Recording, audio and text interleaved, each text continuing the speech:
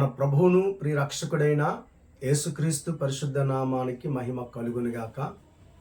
ప్రభువుతో ప్రతి ఉదయం అనే కార్యక్రమాన్ని చూస్తూ ఉన్న మీ అందరికీ ప్రభు పేరట వందనాలు తెలియజేసుకుంటూ ఉన్నాం.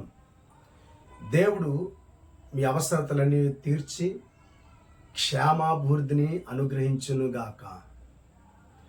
పరిశుద్ధ గ్రంథములో నుండి యోహాను శుభవార్త 3వ అధ్యాయం 16వ వాక్యం చదువుకుందాం. దేవుడు లోకమును ఎంతో ప్రేమించెను కాగా ఆయన తన అద్వితీయ కుమారునిగా పుట్టిన వాని యందు విశ్వాసముంచు ప్రతివాడు నశింపక నిత్యజీవం పొందినట్లు ఆయనను అనుగ్రహించెను. దేవుని ప్రియులారా, ఇక మనం చూస్తున్నటువంటి ఈ యొక్క వాక్య భాగములో ఒక చక్కటి మాట, దేవుడు లోకమును ఎంతో ప్రేమించెను.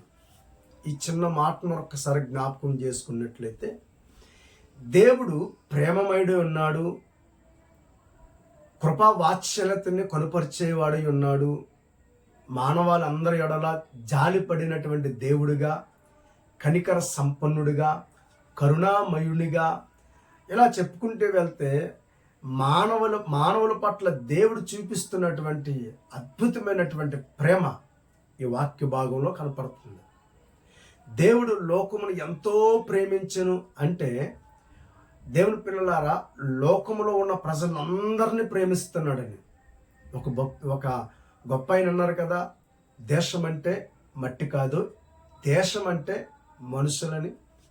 కానీ లోకం అనగా మానవ జాతి యావత్తు. ఈ లోకంలో మానవుల పట్ల దేవుడు చూపిస్తున్నటువంటి అధికమైన ప్రేమ, ఆ ప్రేమ అగాపే ప్రేమ. కనుక దేవుడు ఈ లోకాన్నంతటినీ ప్రేమిస్తూ ఉన్నాడు అనగా ఈ మనుషులందరి పట్ల ప్రేమ కలిగి ఉన్నాడని. అందుకనే మనుషులందరిని రక్షించడానికి, ఎవ్వరూ నశించిపోకుండా ఉండడానికి ఆయన ప్రేమ తన కుమారుడైన యేసుక్రీస్తు ద్వారా ఆయన ఈ లోకములో ప్రత్యక్షపరిచున్నాడు. యేసుక్రీస్తు ద్వారా దేవుని ప్రేమ వెల్లడపరచబడి ఉంది. ఆయన ఎంత ప్రేమ చూపించాడో మానవాళి పట్ల, ఎంత ప్రేమ చేత నిన్ను నన్ను పలకరిస్తూ ఉన్నాడో, ఎంత ప్రేమ ఉంటే ఆయన తన ప్రియ కుమారుడు యేసుక్రీస్తుని నీ కోసం నా కోసం బహుమానంగా ఈ లోకానికి పంపాడంటే దేవుని ప్రేమ ఎంత గొప్పదో ఈ ఉదయకాల సమయంలో దేవుని బిడ్డలారా మనం అర్థం చేసుకోవాలి, జ్ఞాపకం చేసుకుని ప్రభువుని కనపరిచే వారంగా మనం ఉండాలి. దేవుడు ఈ ఉదయకాల సమయంలో లోకంలో ఉన్న ప్రతి ఒక్కరిని ప్రేమిస్తూ ఉన్నాడు. ఆయన మంచివారిని చెడ్డవారిని ఆయన ప్రేమిస్తూ ఉన్నాడు. దేవుని వాక్యాన్ని బట్టి దేవుడు పాపిని ప్రేమిస్తూ ఉన్నాడు, అతనిలో ఉన్నటువంటి పాపాన్ని ద్వేషిస్తూ ఉన్నాడు. కనుక ఈ ఉదయకాల సమయంలో దేవుడు మానవులందరి పట్ల ప్రేమ కలిగి ఉన్నాడు. కనుక తన ప్రేమను తన ప్రియ కుమారుడు యేసుక్రీస్తు ద్వారా ఆయన వెల్లడిపరిచి ఉన్నాడు. దేవుని వాక్యములో ఒకసారి మనం జ్ఞాపకం చేసుకున్నట్లయితే, యోహాను రాసినటువంటి మొదటి పత్రిక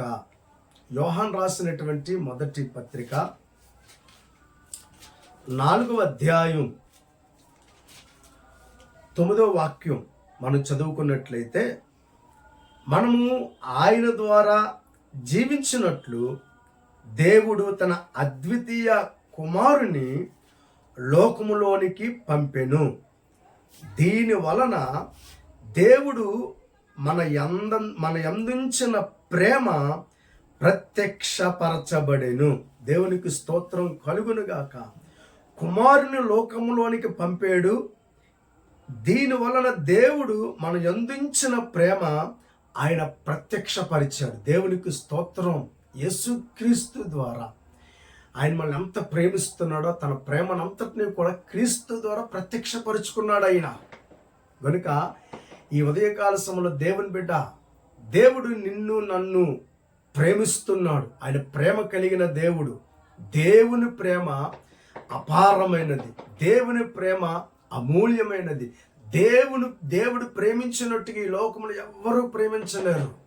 అందరూ అవసరమైతే వాడుకుని విడిచిపెడతారేమో కానీ దేవుడు అలా కాదు. నీ జీవితంలో అందరూ నిన్ను విడిచిపెట్టినప్పుడు ఆయన నిన్ను విడిచిపెట్టకుండా ఆయన నీకు సహాయం చేసి నిన్ను ప్రేమించి నీ జీవితాన్ని పదిలపరిచి మంచి భవిష్యత్తు నీకు ఇచ్చి నీ జీవితాన్ని ఒక నిర్మలమైనటువంటి మంచి మనస్సాక్షి చేత నింపే దేవుడై ఉన్నాడు ఆయన. దేవునికి స్తోత్రం కలుగును గాక. కనుక దేవుని ప్రేమ అపారమైనది. ఆయన ప్రేమ ఎలాంటిదో 3 మాటలు జ్ఞాపకం చేయాలని ఆశపడుతున్నాను. మొదటిది, దేవుని ప్రేమ బలమైనది. దేవుని యొక్క ప్రేమ మహాప్రేమ. వాక్యములు చూసుకున్నట్లయితే ఎఫెసీకి రాసినటువంటి మొదటి పత్రిక, ఎఫెసీకి రాసిన పత్రిక 2వ అధ్యాయం, ఎఫెసీలకు రాసిన పత్రిక 2వ అధ్యాయం 4వ వాక్యం. అయినను దేవుడు కరుణా సంపన్నుడయుండి మనము మన అపరాధముల చేత చచ్చిన వారమై ఉండినప్పుడు సహితము మన ఎడల చూపిన తన మహాప్రేమ చేత మనలను క్రీస్తుతో కూడా బ్రతికించెను. దేవునికి స్తోత్రం కలుగునుగాక. దేవుని బిడ్డలారా, ఆయన నిన్ను నన్ను ఎలాంటి ప్రేమ చేత ప్రేమించాడు తెలుసా? మహాప్రేమ. ముందుగా మన జీవితాలు ఎలాగున్నాయో రాయబడ్డే. పాపముల చేత చచ్చిన వారమై ఉన్న మనలను బ్రతికించడు కొరకు తన మహాప్రేమను వెల్లడిపరిచి మహాప్రేమ చేత మనలను క్రీస్తు రక్తము ద్వారా కడిగి ఆయన మనకు నూతన జీవాన్ని పోసాడు. చూసారు దేవుని ప్రేమ ఎంత గొప్పదో. ఆయన ప్రేమ తన ప్రియ కుమారుడు యేసుక్రీస్తు ద్వారా ఈ లోకానికి ప్రత్యక్షపరిచాడు. ఆయన దేవుడు ఈ ఉదయకాల సమయంలో క్రీస్తు ద్వారా తన ప్రేమను వెల్లడిపరుస్తూ ఉన్నాడు. ఈ వాక్యాన్ని వింటున్న దేవుని బిడ్డ, దేవుడు ప్రేమై ఉన్నాడు. ఆ ప్రేమ యేసుక్రీస్తు ద్వారా ఈ లోకములో వెల్లడిపరుచున్నాడు. రెండవదిగా మనం చూసుకున్నట్లయితే మరువని ప్రేమ, మర్చిపోని ప్రేమ నీ పట్ల నా పట్ల దేవాది దేవుడు కలిగి ఉన్నాడు. దేవుని వాక్యములు యెషయా గ్రంథం 49వ అధ్యాయం, యెషయా గ్రంథం 49వ అధ్యాయం 15వ వాక్యం మరొకసారి చూసుకున్నట్లయితే, స్త్రీ తన గర్భమును పుట్టిన బిడ్డను కరుణింపకుండా తన చంటి పిల్లను మరచునా? వారైనా మరుచుదురు గాని నేను నిన్ను మరువను. ఈ సందర్భాన్ని ఒకసారి జ్ఞాపకం చేసుకుంటే, దేవుని పిల్లలు అనుకుంటూ ఉన్నారట, దేవుడు మమ్మల్ని మర్చిపోయాడు, మమ్మల్ని విడిచిపెట్టేశాడు, మా ప్రార్థన వింటలేదు అని అనుకుంటూ ఉన్నారట. దేవుడు వారి యొక్క మొరని ఆ మాటలు విని స్పష్టంగా వారికి అర్థమయ్యేటట్లుగా దేవుడు వారితో మాట్లాడడం మొదలు పెట్టారు. స్త్రీ తన గర్భమును పుట్టిన తన బిడ్డను మర్చిపోతుందా? ఒకవేళ వారైనా మర్చిపోతారేమో కానీ నేను నిన్ను మరువను. దేవునికి స్తోత్రం. ఎలాంటి ప్రేమ దేవునిది? మరువని ప్రేమ. నీ పట్ల నా పట్ల ఆయనకున్నటువంటి ప్రేమ మరువని ప్రేమది. దేవుని బిడ్డలారా, ఎంత అద్భుతమైనటువంటి మాట.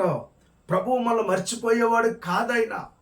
మర్చిపోయేవాడైతే తన ప్రియ కుమారుడు యేసుక్రీస్తుని లోకానికి ఎందుకు పంపిస్తాడు ఆయన?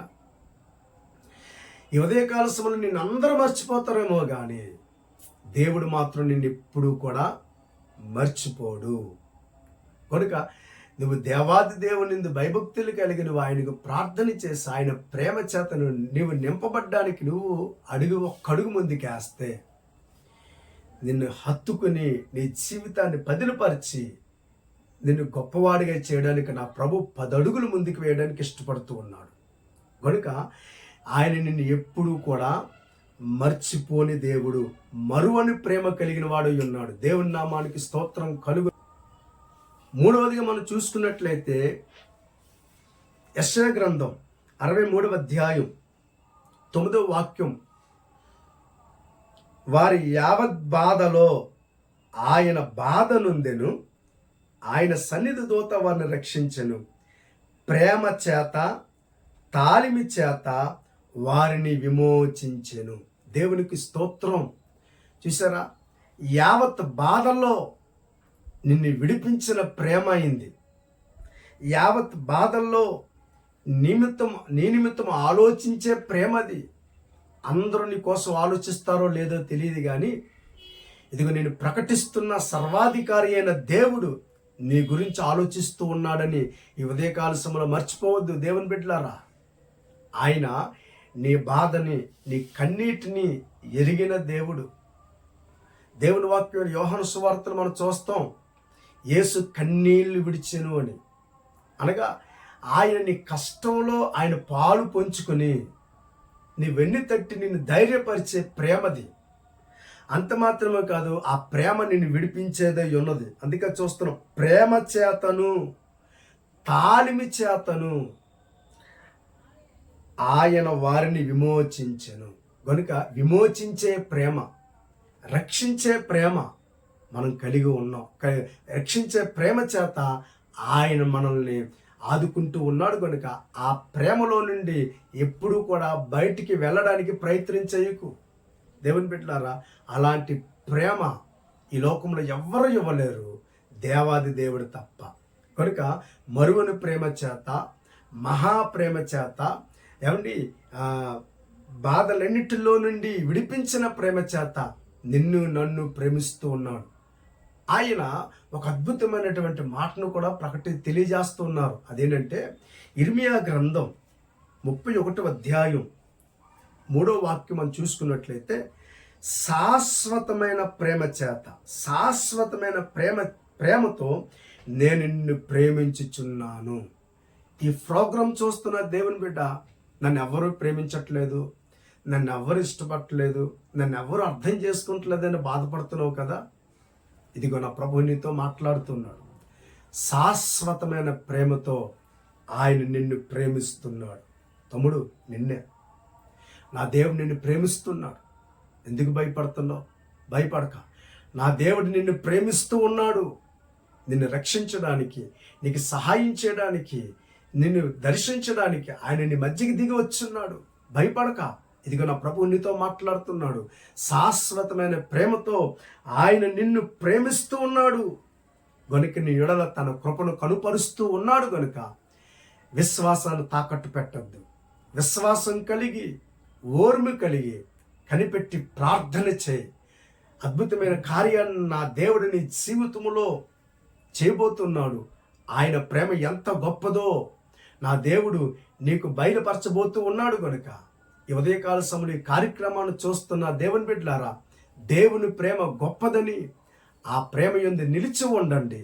ప్రేమ ఉన్న దేవుడు మన జీవితంలో ఘనమైన కార్యాలు చేసేవాడు ఉన్నాడు. కనుక ఎప్పుడు నన్ను మనల్ని ఎప్పుడు విడవని దేవుడు. కనుక ఆయన ఈ లోకాన్ని ప్రేమించడానికి, ఈ లోకాన్ని ఆయన ప్రేమిస్తూ ఉన్నాడు. ఈ లోకాన్ని రక్షించడానికి తన ప్రియ కుమారుడు యేసుక్రీస్తు ద్వారా ఆయన తన ప్రేమను వెల్లడపరిచాడు, ప్రత్యక్షపరుచుకున్నాడు. కనుక శక్తి కలిగినటువంటి దేవాది దేవుని నమ్మకం ఉంచండి. దేవుని ప్రేమ చేత నింపబడండి. దేవుడు అట్టి కృప ఈ ఉదయకాల సమయంలో మనందరికీ సమృద్ధిగా అనుగ్రహించును గాక. ఆమేన్. చిన్న ప్రార్థన. ప్రేమ కలిగిన దేవా, ఈ లోకమును ఎంతో ప్రేమిస్తూ ఉన్నావు, ప్రతి ఒక్కరిని ప్రేమిస్తూ ఉన్నావు. కనుక ప్రతి ఒక్కరు ప్రేమయున్న దేవుడిని గుర్తెరిగి నీ యందు విశ్వాసం ఉంచి నీ ప్రేమ చేత నింపబడ్డానికి, నీ ప్రేమలో నిలిచి ఉండడానికి, ప్రేమ చేత, మహాప్రేమ చేత రక్షించే దేవుడు నీవేనని ప్రజలందరూ గుర్తెరుగునట్లుగా వారి హృదయాన్ని తెరవను నా తండ్రి. ప్రతి ఒక్కరి పట్ల శాశ్వతమైన అగాపే ప్రేమను చూపిస్తున్న గొప్ప దేవ, నీ ప్రేమ చేత ప్రతి ఒక్కరు నింపబడినట్లుగా అందరి హృదయాలను తెరవండి. నీ గొప్పతనాన్ని ప్రజలందరూ గుర్తెరుగునట్లుగా కార్యాలు జరిగించమని వేడుకుంటూ ఈ కార్యక్రమాన్ని చూస్తున్న ప్రియ బిడ్డలందరినీ ఆశీర్వదించి వారి జీవితంలో ఉన్నతమైన కార్యాలు జరిగించమని వేడుకుంటూ నజరేయుడైన యేసు నామము ద్వారా ప్రార్థనడికి వేడుకొనుచున్నాము తండ్రి. ఆమేన్. God bless you. దేవుడు మిమ్మల్ని దీవించును గాక. ఆమేన్.